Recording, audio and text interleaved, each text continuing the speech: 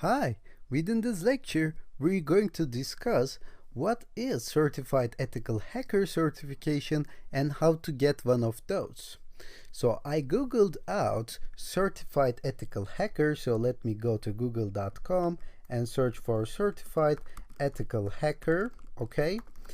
And the first result that I will get is the eccouncil.org.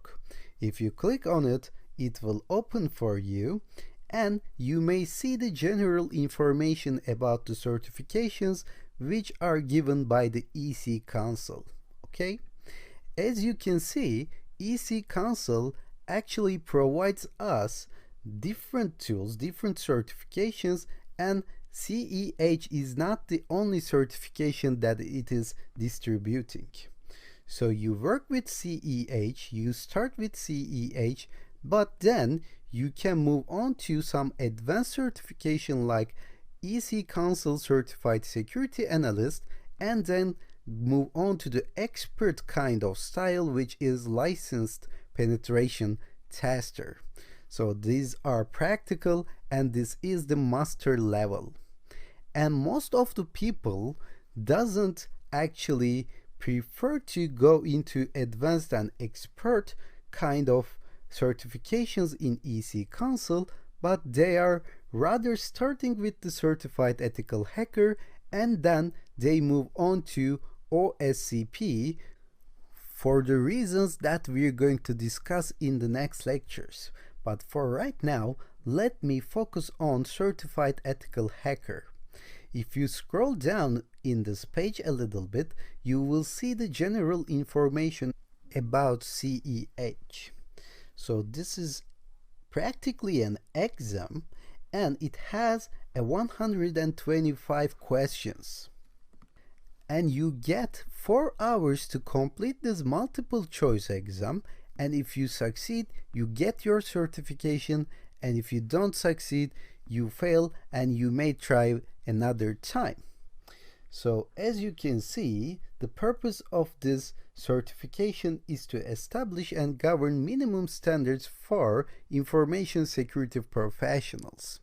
And this is minimum standards because you start with CEH and then you can move on to more advanced levels. Okay? So as you can see, it has some passing score criteria setting. So it can range from 60% to 85% depending on which exam form is challenged. And you don't have to worry about that. All you have to worry about the eligibility of your case and then the studying process for the exam. So let me talk about those. So let me first go into the eligibility and you will see that you have to work for 2 years in cybersecurity in order to take this exam. And if you haven't worked for 2 years, of course you can do something else. You can take the course of the EC Council and then you can go into the exam. And if you don't take the course, if you have 2 years of experience, you only pay $100 at this moment in 2019.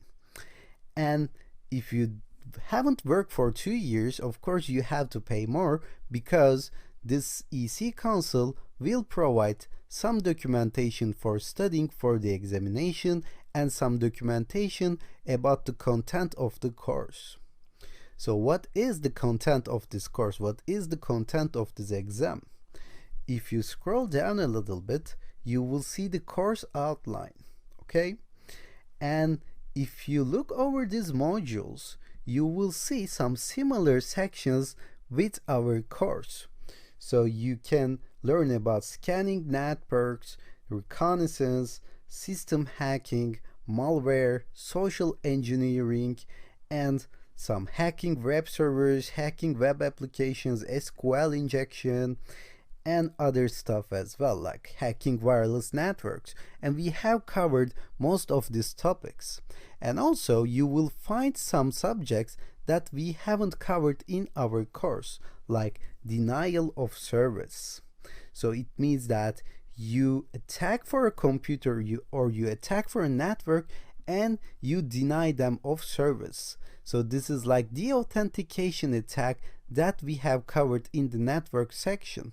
But also you can run these DOS attacks on IP addresses in order to disconnect their internet as well. And we haven't covered this subject because it will be hard to practice this on a safe environment, but after you complete this course with your current knowledge of ethical hacking, you can read some tutorials or documentation about this subject and you can easily pass the exam in my own opinion. And if you haven't worked for 2 years in a cybersecurity company, then you can take the course from EC Council and they will provide all the trainings regarding these modules, and then you can easily study and pass the exam again, in my opinion. And I believe you can find some sample questions in this website as well. In fact, they used to have it. I don't know if they have it or not right now, but you can find some sample questions online as well. And I suggest you do that if you decide to take this certification.